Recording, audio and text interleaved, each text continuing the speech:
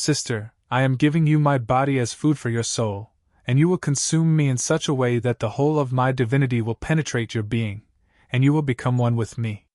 These words, recorded in the private diary of Sister Maria Faustina Kowalska, were not spoken in a church or during formal liturgy, but in the raw intimacy of her soul's encounter with divine mercy made flesh and blood in the Eucharist. What Santa Faustina witnessed during her mystical contemplations of the consecrated host would transform her understanding of God's mercy from theological concept into lived, tangible, almost unbearable reality. Her visions were so profound, her encounters with Christ in the Eucharist so intimate and overwhelming, that those who read her diary, preserved now in the Vatican archives and in the official records of her canonization process, cannot help but feel they are reading not religious literature but a love letter written in tears and blood by a soul permitted to glimpse what most humans live their entire lives never comprehending. Helena Kowalska was born in 1893 in the small village of Głogowicz in Poland, the third of 10 children born to a poor family. From her earliest years, she experienced a profound interior calling towards spiritual life, a whisper in her soul that seemed to say she belonged not to the world but to Christ. Yet it was not until 1926, at the age of 33, that she entered religious life as a nun in the congregation of the Sisters of Our Lady of Mercy. By all external measures, her life seemed unremarkable. She worked in the kitchen, cared for the elderly and infirm, lived in poverty and obscurity in a small convent in Warsaw. But what occurred in the depths of her soul during prayer, particularly during her mystical encounters with the Eucharist, would eventually lead to her canonization and the establishment of the entire devotion to divine mercy as one of the most significant spiritual movements in the modern Catholic Church. The documentation of Santa Faustina's mystical experiences comes from her own hand. Beginning in 1934, she kept a detailed spiritual diary at the direction of her confessor and spiritual director, Father Michael Sapako. This diary, which would eventually comprise over 600 pages, records with extraordinary specificity the visions, locutions, and spiritual experiences she received. Many of these experiences occurred during her contemplation of the Blessed Sacrament, particularly when she had access to extended periods of adoration before the tabernacle. Her confessor, recognizing the extraordinary nature of what she was experiencing, insisted that she record everything with precision: the exact words Christ spoke to her, the visions she saw, her emotional and physical reactions, the theological insights that emerged from these encounters. This obedience to her spiritual director transformed her private mystical experiences into documented testimony that the Church would eventually recognize as authentic. One of the most striking characteristics of Santa Faustina's encounters with Christ in the Eucharist was the way she perceived the host not merely as a symbol or sacrament, but as a living, conscious presence radiating infinite mercy. In one of her documented visions, while she was in the chapel during adoration, the consecrated host began to luminescence with a light so brilliant that she had to shield her eyes, yet the light did not blind her but rather penetrated her being with gentle warmth. In her own words, recorded in her diary, "I saw the host as if it were alive, pulsating with divine life. It was not an object I was viewing from a distance, but a presence that enveloped me, that drew me into itself. I understood in that moment that the Eucharist is not merely Christ present in the form of bread, but Christ offering himself as living mercy to every soul who approaches with faith." What made Santa Faustina's experience radically different from mere devotional sentiment was the overwhelming weight of understanding that accompanied the vision.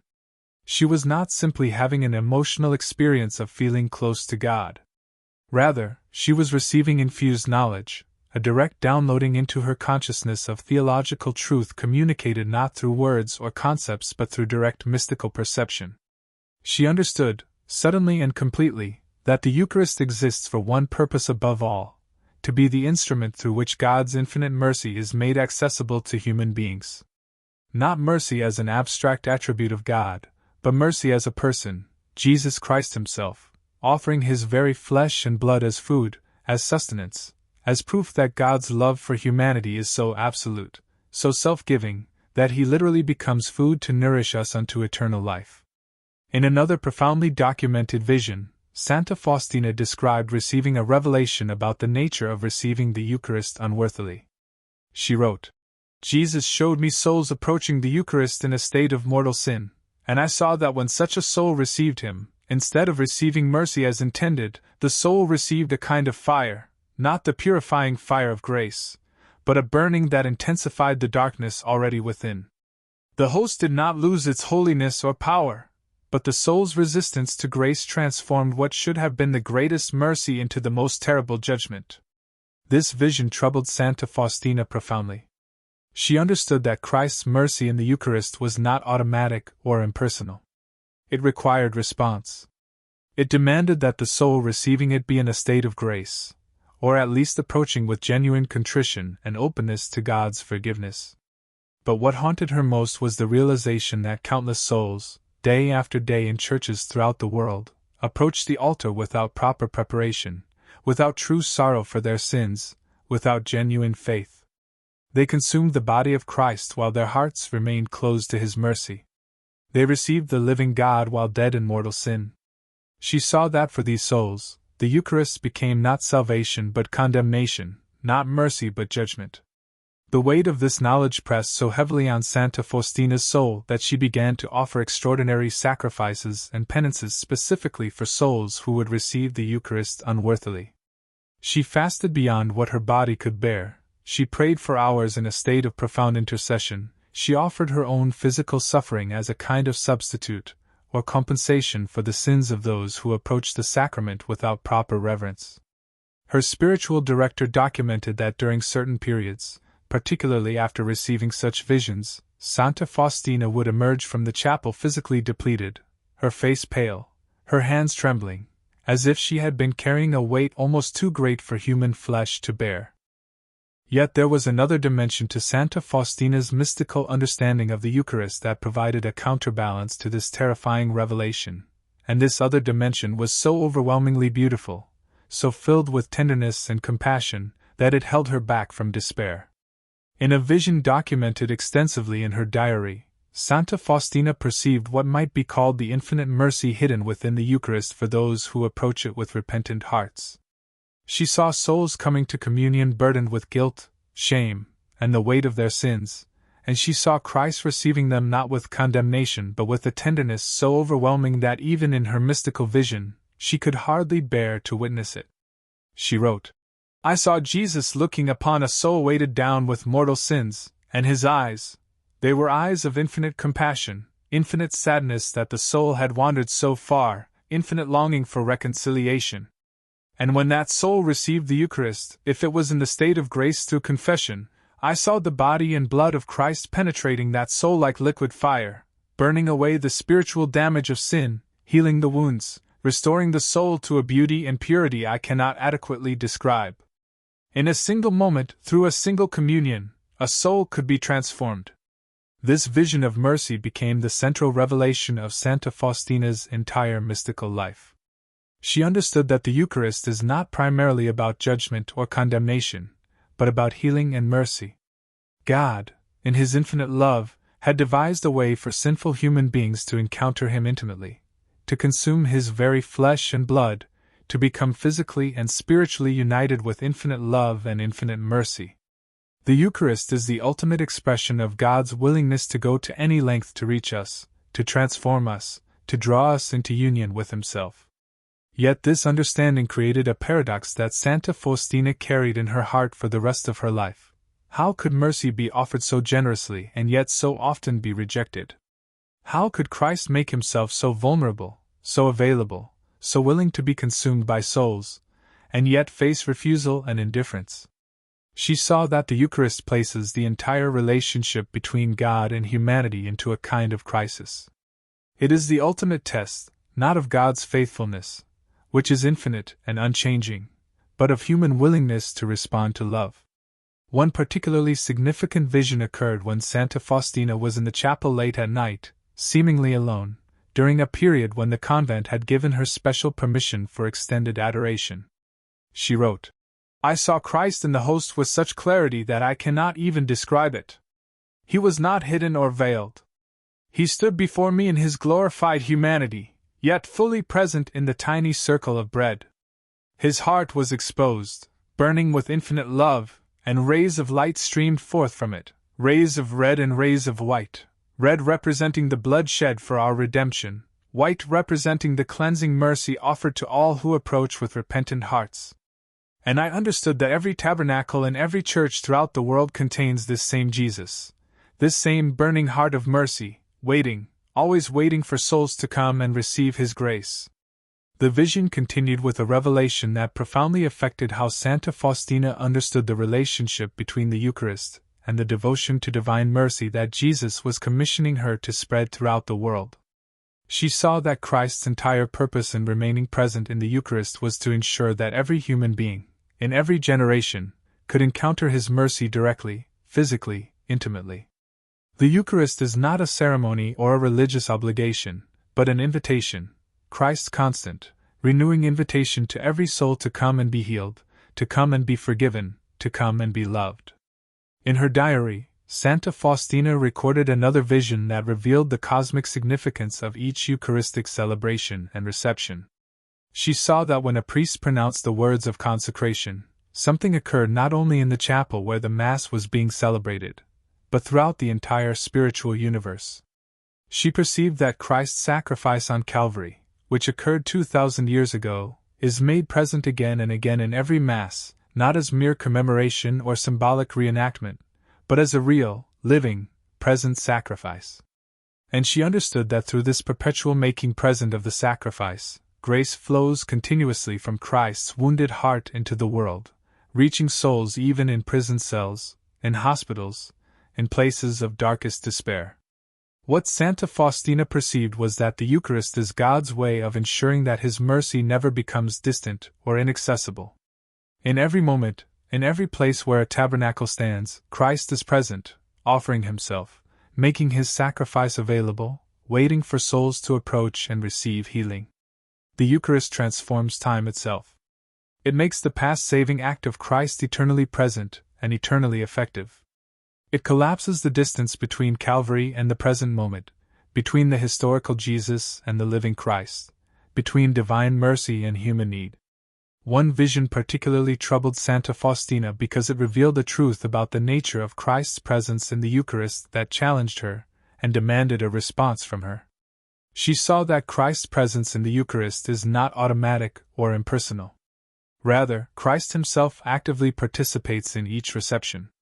He is not passively present in the host, but actively engaged in receiving each soul, in welcoming each communicant, and offering His mercy. She understood that when a soul approaches the altar, Christ Himself moves to meet that soul. He does not remain distant or uninvolved. He comes to the soul with all the tenderness and intimacy of a lover, with all the urgency of a physician rushing to heal the dying, with all the patience of a parent welcoming home a prodigal child. This understanding placed an almost unbearable weight on Saint Faustina's conscience. She realized that every Eucharistic celebration, every communion received, every person who approached the altar represented an encounter between infinite love and human choice. In that encounter, everything hung in the balance. Would the soul open itself to mercy? Would it allow Christ's healing grace to penetrate its being? Or would it close itself off, receive the sacrament mechanically or carelessly, and miss the greatest opportunity for transformation that existed? Saint Faustina's physical response to these visions was documented by those around her. After receiving visions of the Eucharist and Christ's mercy, she would emerge from the chapel in a state of profound emotional intensity. Her confessors recorded that she often wept for hours, tears flowing not from sadness alone but from a complex emotional state that seemed to combine grief at human indifference, joy at the revelation of mercy, and an aching desire to help souls recognize what Christ was offering them through the Eucharist. Her body would tremble, her hands would shake, and she would often be unable to speak coherently for hours after such visions, as if the intensity of what she had perceived had overwhelmed her nervous system's capacity to process it.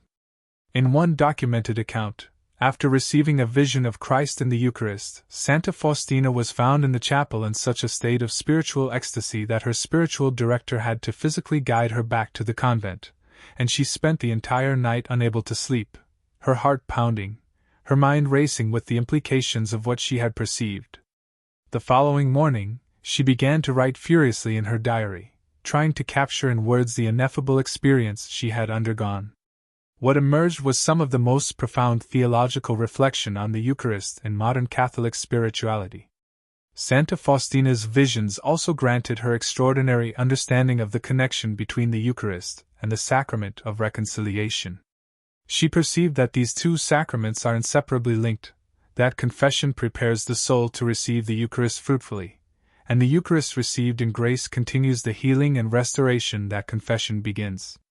She saw that God, in His infinite mercy, had provided not just one sacrament for the healing of sins, but two, confession to cleanse the soul and restore its relationship with God, and the Eucharist to nourish that restored soul and deepen its union with Christ. One of the most striking passages in Saint Faustina's diary records a revelation in which Christ showed her the moment of each soul's death and judgment. She saw that at the moment of death, each soul would be confronted with the reality of Christ's mercy as it had been offered throughout their life, particularly through the Eucharist. She wrote, "I saw that at the moment when a soul approaches the throne of God's judgment, it will understand with absolute clarity every moment when Christ had offered mercy, every moment when the Eucharist had been made available, every instant when healing and forgiveness had been held out. And the soul will see how it responded, whether it embraced that mercy or rejected it, whether it approached the Eucharist with faith or indifference, whether it allowed Christ's grace to transform it or hardened its heart against divine love."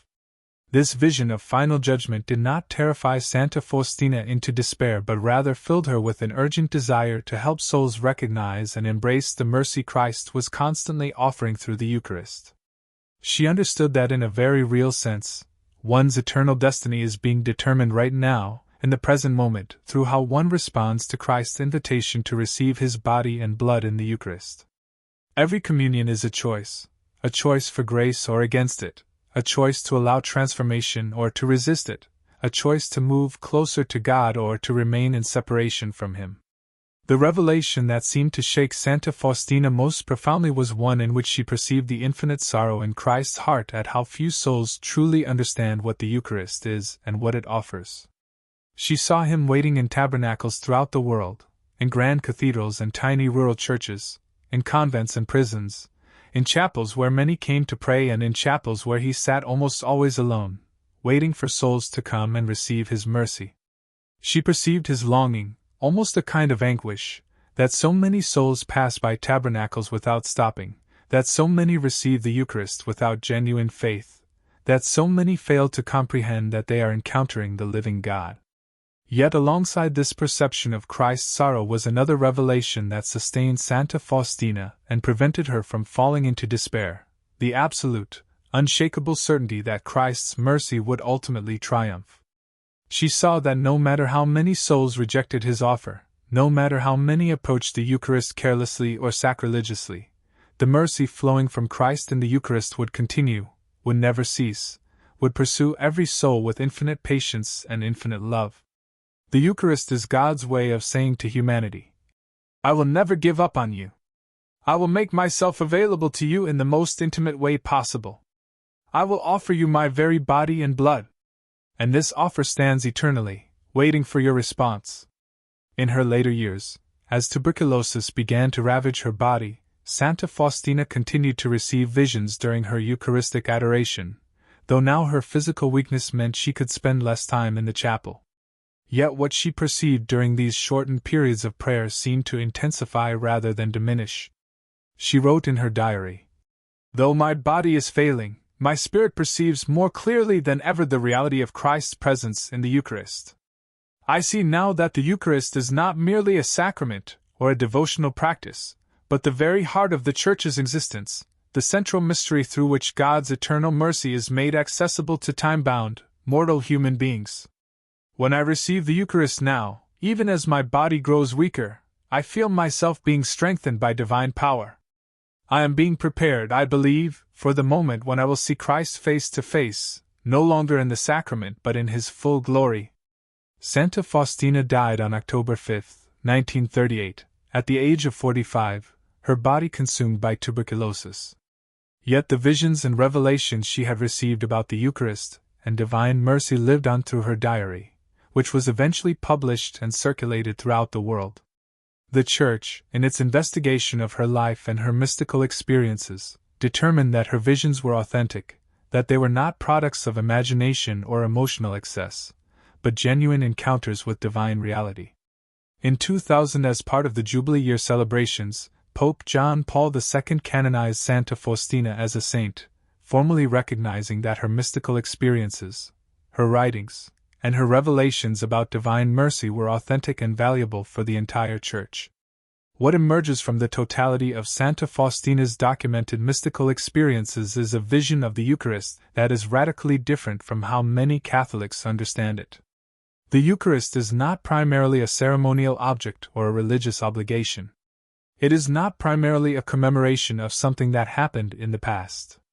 Rather, it is a living, present, active encounter between infinite mercy and human need. It is Christ Himself, in His glorified humanity, offering Himself as food for the soul, waiting to transform us, to heal us, to draw us into union with Himself and with the Father. Moreover, what Santa Faustina perceived is that the Eucharist places a profound responsibility on each receiving soul. Each time we approach the altar to receive communion, we are making a choice. We are either opening ourselves to the mercy Christ is offering, or we are closing ourselves off from it. We are either allowing ourselves to be transformed by grace, or we are resisting that transformation. The Eucharist is not a passive experience but an active encounter that demands our response, our faith, our willingness to change. As you finish hearing about Santa Faustina's mystical visions of the Eucharist and divine mercy, let the revelation remain with you that burned in her memory and transformed her entire understanding of Christ's love. See her as she knelt in the chapel, perceiving Christ in the host not as a distant symbol but as a living, conscious presence radiating infinite mercy, waiting for her response, waiting for every soul's response. Understand that the same Christ she saw is present in every tabernacle tonight, in every church throughout the world, waiting for you. When you receive the Eucharist next, approach with the awareness that Santa Faustina's visions revealed. You are not simply participating in a ceremony or fulfilling a religious obligation. You are encountering the living God. You are receiving His body and blood. You are being offered infinite mercy. The question is not whether Christ is present and offering Himself, that is certain. The question is whether you will receive Him with faith, with reverence, with genuine openness to His grace. The question is whether you will allow Him to transform you. If Santa Faustina, a soul of such holiness, a soul given extraordinary mystical visions of Christ's mercy, approached the Eucharist with trembling and tears, with profound reverence and grateful surrender, then what should be your approach? What preparation should you make before receiving communion? What gratitude should flow from your heart after consuming the body and blood of Christ? What transformation should you expect and embrace? Santa Faustina's revelations were not given to her alone. They were given to the entire Church, preserved in her diary, confirmed through the investigation that led to her canonization. They were given so that in our own time, we would awaken to the reality that has perhaps become too familiar, too routine. The Eucharist is real. Christ is truly present. His mercy is being offered to you right now, waiting for your response. And what you do with that offer, whether you receive it with faith or indifference, whether you allow it to transform you or remain unmoved, determines the entire trajectory of your spiritual life and your eternal destiny. Tonight, as you reflect on these words about Santa Faustina's mystical encounters with the Eucharist and divine mercy, do not let the revelation fade from your mind. See her in the chapel, perceiving Christ in the host, tears streaming down her face, her heart overwhelmed by the recognition that she was encountering infinite mercy made flesh and blood, made accessible, made intimate. Remember that the same Christ she perceived is present to you. Remember that the mercy she encountered is being offered to you. Remember that you have been given a choice, to open yourself to this mercy or to close yourself off from it. The grace is being offered. Your response is what remains to be decided. What will you do with it?